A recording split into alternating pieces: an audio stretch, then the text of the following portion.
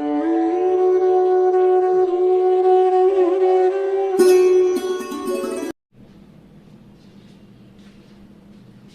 दोस्तों, स्वागत है आपका।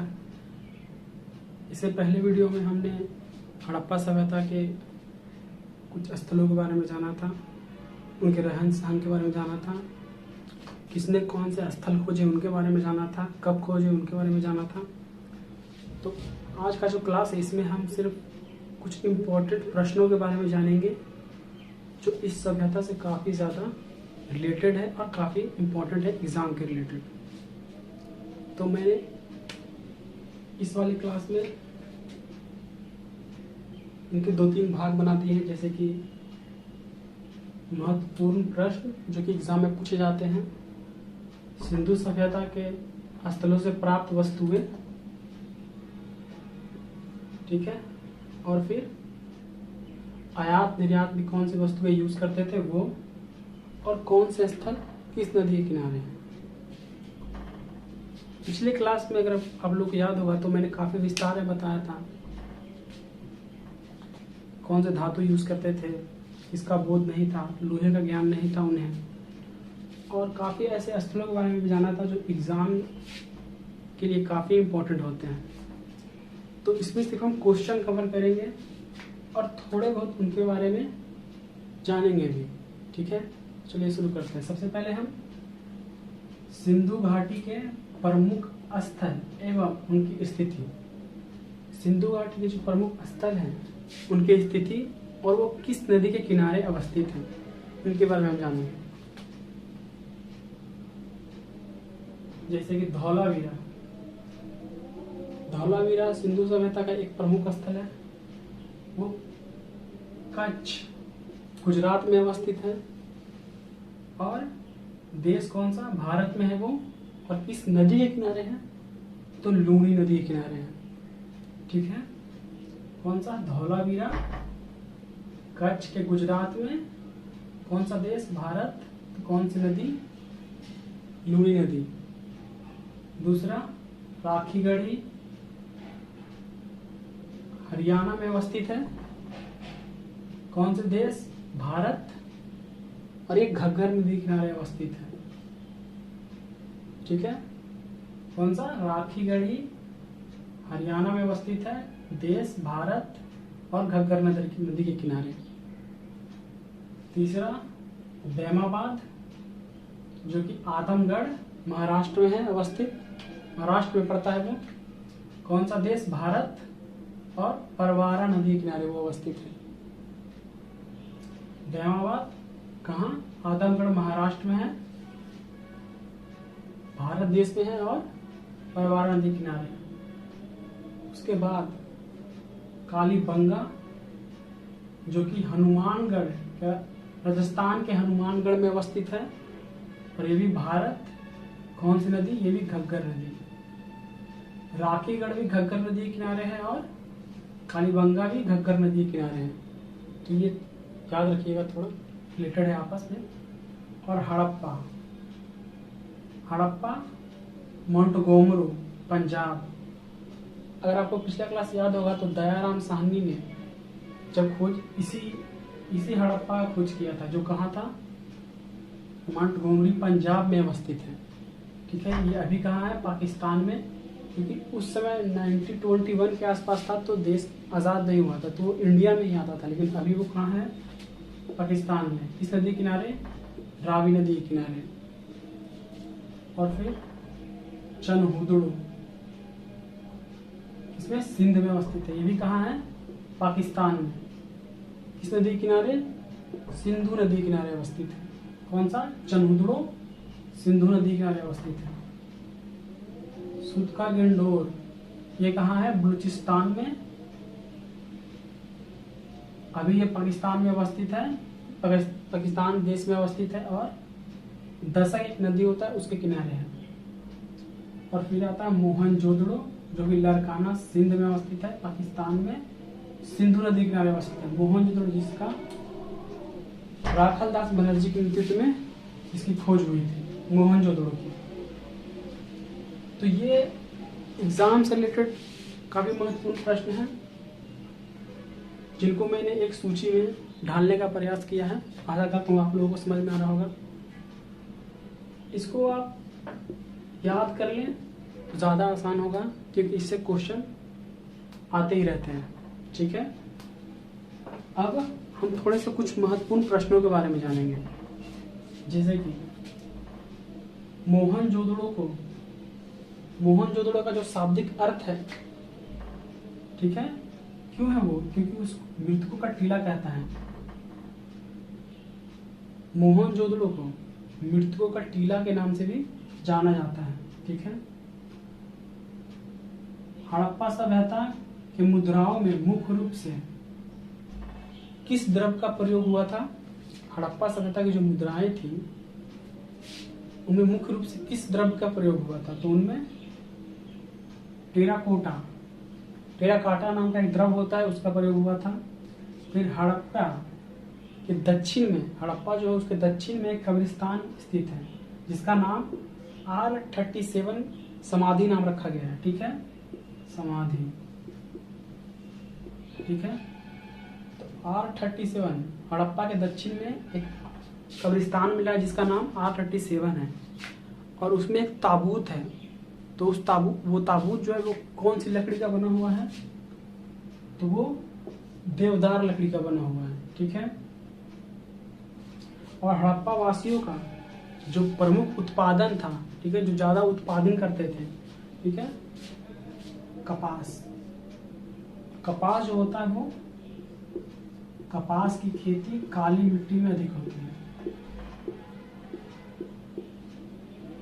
ठीक है, अगले प्रश्न को चलते हैं। हड़प्पा की लिपि अगर पूछे आपसे तो चित्रलिपि, वो चित्र के द्वारा लिखते थे क्योंकि उनको लिखने की कला नहीं आती, वो चित्र के द्वारा, उनकी जो लिपि थी चित्रलिपि थी।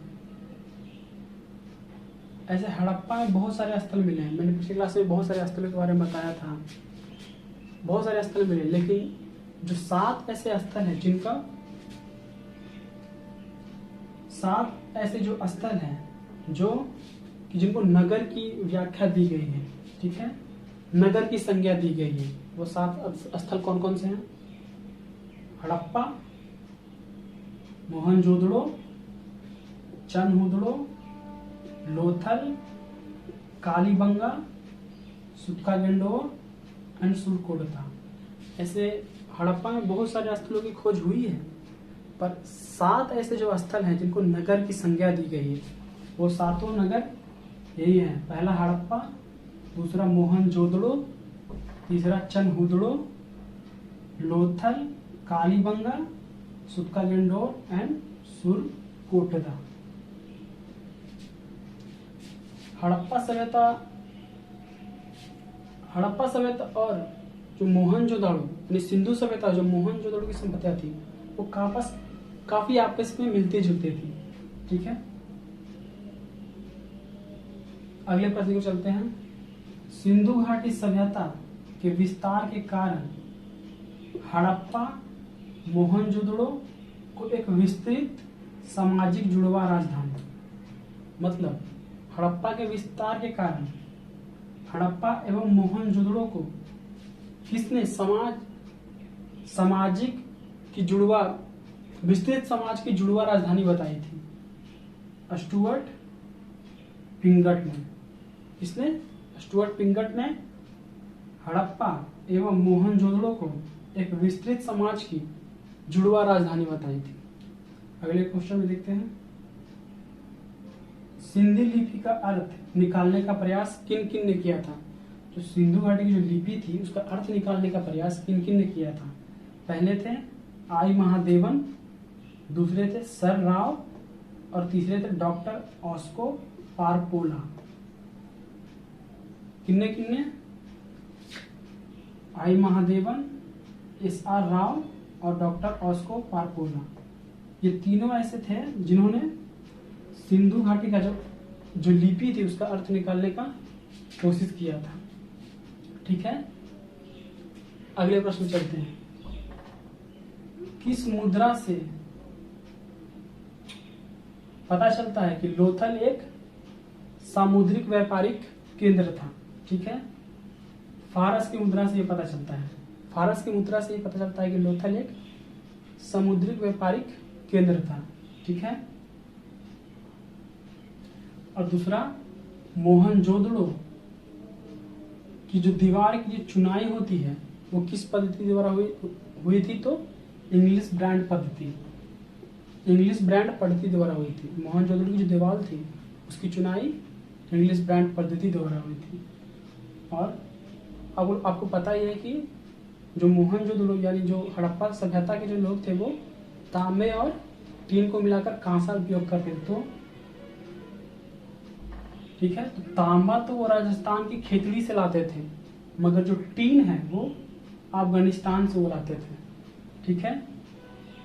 चावल के जो प्रथम प्रमाण है, चावल के जो प्रथम प्रमाण है वो लोथल और रंगपुर 2 शहरों से मिले। ये काफी इंपॉर्टेंट, इसको VVI कर लीजिएगा। चावल के प्रमाण 2 शहरों से मिले हैं। प्रथम प्रमाण एक लोथल, एक रंगपुर। आप जानते हैं, मैंने बताया था आपको कि कपास, जो हड़प्पा काल के लोग थे वो कपास का काफी ज्यादा उत्पादन करते थे। ठीक है। जो यूनान के लोग थे वो कपास को क्या कहकर बुलाते थे? फ्लूनू। जो यूनान के लोग थे वो कपास को फ्लूनू कहकर बुलाते थे। ठीक है। अगले क्वेश्चन में चलते हैं। ऊंट की अस्थियां कालीबंगा से, ऊंट की जो अस्थियां हैं वो कहां से प्राप्त हुई? वो कालीबंगा से प्राप्त हुई है। और गेंडे का एकमात्र साक्ष्य, गेंडे का एकमात्र साक्ष्य अमरी से प्राप्त हुआ है। ऊंट की अस्थियां कालीबंगा और गेंडे का एकमात्र साक्ष्य अमरी से मिला है।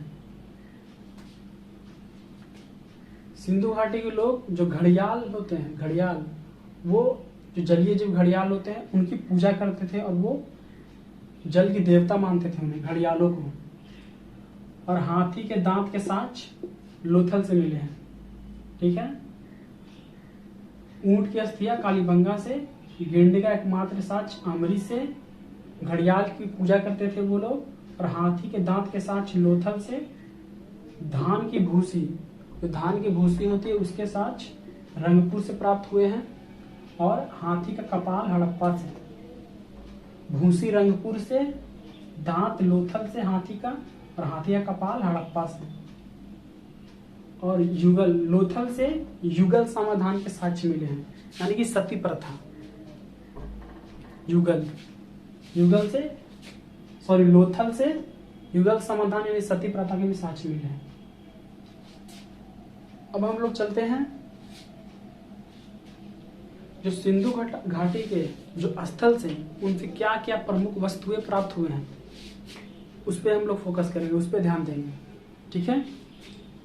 तो ताम्र कुल्हाड़ी कहाँ से मिली है? रोपड़ से।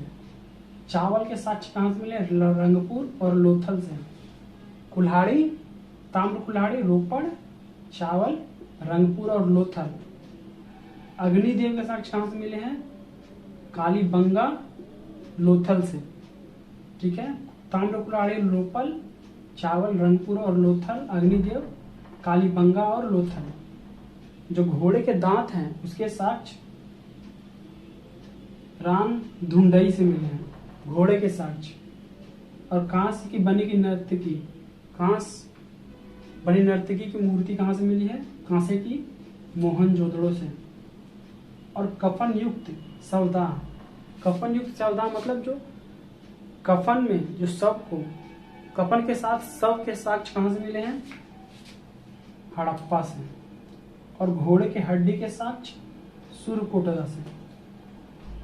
इसमें एक कंफ्यूजन है लेकिन समझने की कोशिश कीजिए। ठीक है। घोड़े के दांत कहाँ से मिले हैं? रणधुंडई से। लेकिन घोड़े की हड्डी कहाँ से मिली है? सुरकोटदा से। ठीक है। और इधर देखिए हाथी के कपाल कहाँ से मिले हैं? हड़प्पा से। मगर हाथी के दांत कहाँ से मिले हैं? तो लोथल से। ठीक है। आगे देखते हैं। बुना हुआ कपड़ा का साक्ष्य कहाँ से मिला है? बुना हुआ कपड़ा का साक्ष्य मिला है मोहनजोदड़ो से। जुता हुआ खेत का साक्ष्य कहाँ मिला है? तो कालीबंगा से। तंदूर होता है जिसमें खाना बनाते हैं लोग, तंदूर का साज कहाँ मिला है, कहाँ से मिला है, हड़प्पा से। और सजावटी जो ईंटें होती हैं, सजावटी ईंटें कहाँ से प्राप्त हुई है, कालीबंगा से। और ये तो पता ही होगा कि स्नानागार मोहनजोदड़ो से और आनागार मोहनजोदड़ो हड़प्पा से। तांबे का एक गेंडे का साक्ष्य मिला है, ठीक है, तांबे से बने एक गेंडे का साक्ष्य दैमाबाद से मिला है। ये भी काफी इंपॉर्टेंट है, इसको भी मतलब इंपॉर्टेंट तो सभी है एग्जाम से, एग्जाम के क्वेश्चन को देखें तो, लेकिन कुछ कुछ ऐसी चीजें हैं जो काफी ज्यादा इंपॉर्टेंट है, तो आप ऐसे याद सभी को कर लेंगे तो ज्यादा अच्छा रहेगा। अब हम यातायात में जो वस्तुएं यूज होते थे या हम निर्यात करते थे या कहीं किस जगह से कौन सी वस्तुएं लाते थे या कौन से धातु लाते थे, उसके बारे में हम लोग जानेंगे। टीन हम लोग लाते थे अफगानिस्तान, ईरान और बिहार, ठीक है। कहाँ से टीन कहाँ से लाते थे, Afghanistan, Iran, Bihar, Afghanistan, Iran, Bihar tin. तांबा कहाँ से लाते थे, बलूचिस्तान, अरब, तांबा कहाँ से, बलूचिस्तान, अरब। शिलाजीत कहाँ से लाते थे, हिमाचल प्रदेश, शिलाजीत कहाँ से लाते थे, हिमाचल प्रदेश। और नीलमणि जो कि सजावट की वस्तु होती है, सब ज्वेलरी में, गहने में वहाँ के लोग, और रिंग वगैरह में जो यूज करते थे, नीलमणि कहाँ से लाते थे, महाराष्ट्र से। नीलमणि कहाँ से, महाराष्ट्र से। सीसा कहाँ से, तो ईरान और अफगानिस्तान से। सीसा कहाँ से, ईरान और अफगानिस्तान से। सोना वो लोग कहाँ कहाँ से लाते थे, तो सोना ईरान, अफगानिस्तान और दक्षिण भारत के कुछ जगहों से लाते थे। सोना कहाँ से, ईरान, अफगानिस्तान और दक्षिण भारत से। चंदन जो कि आप लोगों ने देखा था, ठीक है, कि जो घोड़े के हड्डी हैं वो सुरकोटदा से मिले हैं, ठीक है। वहां पे हड़प्पा से अग्निदेव के भी साक्ष्य मिले हैं, तो हो सकता है कि ये चंदन जो है वो या तो हवन करते होंगे या फिर किसी चीज में यूज करते होंगे। तो चंदन राजस्थान, गुजरात, बलूचिस्तान और दक्षिण भारत से वो लोग लाते थे। एक बार रिकॉल कर लेते हैं इसको, ठीक है। टीन कहाँ से लाते थे, अफगानिस्तान, ईरान, बिहार। तांबा कहाँ से लाते थे, बलूचिस्तान, अरब। शिलाजीत कहाँ से, हिमालय प्रदेश से। नीलमणि महाराष्ट्र से। सीसा कहाँ से लाते थे, ईरान, अफगानिस्तान से। सोना कहाँ से लाते थे, ईरान, अफगानिस्तान और दक्षिण भारत से। चंदन कहाँ से लाते थे, राजस्थान, गुजरात, बलूचिस्तान और दक्षिण भारत से, ठीक है। और एक बार हम लोग रिकॉल कर लेते हैं सिंधु सभ्यता से कौन कौन से स्थल प्राप्त हुए। चावल का साक्ष्य हम लोग कहाँ से मिला है, रंगपुर लोथल से। ताम्ररूप लहड़ी का रोपड़ से। अग्निदेव का साक्ष्य कालीबंगा से। घोड़े के दांत रामधुंडई से, कांसे की बनी मूर्ति, नर्तकी की मूर्ति मोहनजोदड़ो से। कफन युक्त सरदार मतलब आदमी के साथ साथ कफन के भी साक्ष्य कहाँ से मिले, हड़प्पा। घोड़े की हड्डी सुरकोटदा।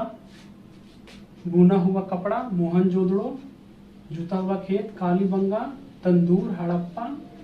सजावटी ईंटें कालीबंगा। स्नानागार मोहनजोदड़ो, नानागार मोहनजोदड़ो हड़प्पा। और तांबे का बना हुआ गेंडा दैमाबाद से, ठीक है।